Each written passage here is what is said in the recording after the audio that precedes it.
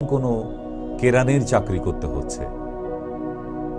ভেবে দেখুন তো, এমন কত মানুষের রঙিন স্বপ্ন সাদা কালো হয়ে গেছে পুরো, শুধু এই হাঁটুর যন্ত্রণায়। ব্যাপারগুলো দুঃখজনক। আমাদের দুটো পুরুষ একটা পুরুষ আগে গেলেই আমাদের মা, ঠাকুমা, দিদারা, তাদের দেখেছি আমি ছোটবেলাতে আমার, যে মাটিতে বসেই তারা সবজি কাটা, ফল কাটা, আনাজ কাটা, সব কিছু করতো মাটিতে বসে। আর আপনাকে যদি বলি একটু মাটিতে বসুন তো শুধুমাত্র বসার জন্য, আপনি পারবেন না। না ডাক্তারবাবু, 4 বছর তো আমি বসি নাই, এই টেবিল চেয়ারেই বসতেছি।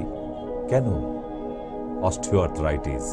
এই কষ্টগুলি কিন্তু ভোগ করতে হচ্ছে। ঘর মোছা, সাধারণ কাজগুলো, বাসন ধোয়া সব করতেন মা, মাসিমা, ঠাকুমারা।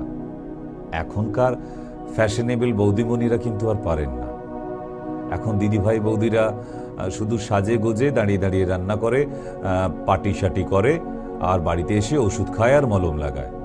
ব্যাস, এটাই জীবনযাত্রা। আর সারা দিনে টক্সিন ফুড, হাই প্রোটিন। শেষ করে দিচ্ছে নিজেদের। এ যেন আত্মহত্যা করার পথে দৌড়ে চলেছে মানুষ। কিসের তাগিদ, কিসের ফ্যাশন মানতে গিয়ে কাকে দেখাবার জন্য নিজেকে শেষ করছেন আপনারা? I don't know. I have no any answer for this question. আমি জানি না, আপনি জানেন কি এর উত্তর? জাঁতা বলা হয় একে। জাঁতায় ঘষে ঘষে আগেকার দিনে ছিল চালের গুঁড়ি তৈরি করা, পিঠে পার্বণের আগে। মনে পড়ছে? সেসব উঠে গেছে, বন্ধ হয়ে গেছে। এখন সব দোকানে রেডিমেড চালের গুঁড়ি হলে আপনার কপালে দুটো পিঠে জুটবে, না হলে আর জুটলো না। মিষ্টির দোকান থেকে রেডিমেড পিঠে কিনে নিয়ে গিয়ে পিঠে পার্বণ হচ্ছে। পৌষ সংক্রান্তি পিঠে কিনে নিয়ে গিয়ে আর বানানো হচ্ছে না। চালের গুঁড়ি হবে কি করে? কে বানাবে? কে গুঁড়োবে? সেসব বন্ধ হয়ে যাচ্ছে। বাংলা প্যানে বসে পটি করা সেটা উঠে গেছে। এখন বাড়িতে বাড়িতে কোমোড, সব ইংলিশ ম্যান, তাই না? সব ইংরেজি বলছে, ছেলেমেয়েরা সব ইংলিশ মিডিয়ামে বসছে আর ইংলিশ কোমোডে পটি করা হচ্ছে। কেন? এটাও তো বলুন, আপনি হাঁটু মুড়ে বসতে পারেন না, তাই আপনাকে ইংলিশ কোমোড লাগাতে হয়েছে, তাই তো? তাহলে মানুষের স্বাভাবিক জীবনযাত্রা এইটুকু হরপ করে জোর করে বলা যায় যে আর নেই, হারিয়ে গেছে। হারিয়ে যেতে বসেছে আমাদের সাধারণ জীবনযাত্রা।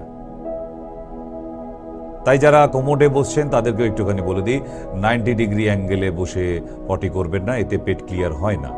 যদি বসেন 35 ডিগ্রি অ্যাঙ্গেলে বসবেন এবং পায়ের নিচে একটা টুল দেবেন।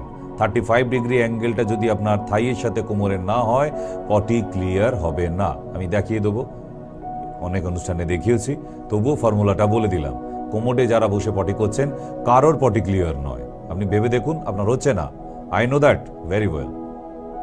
আমি শিওর শট বলতে পারি। কেন হচ্ছে না? Because you are sitting posture 90 degree.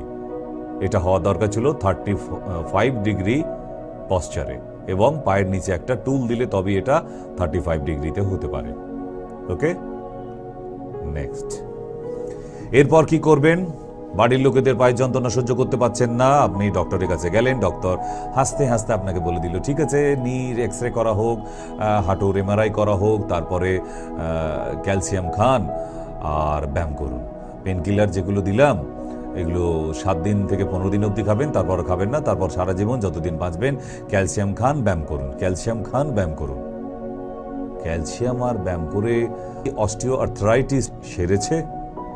এই অস্টিওআর্থ্রাইটিসটা যদি ক্যালসিয়াম আর ব্যায়াম করে সেরে যেত, আমি ক্যালসিয়ামের গোডাউন করতাম। শুধু আমি নয়, যে ডাক্তার আপনাকে বলেছিল তিনিও 2-1টা কোম্পানি বানিয়ে ফেলতেন ক্যালসিয়ামের।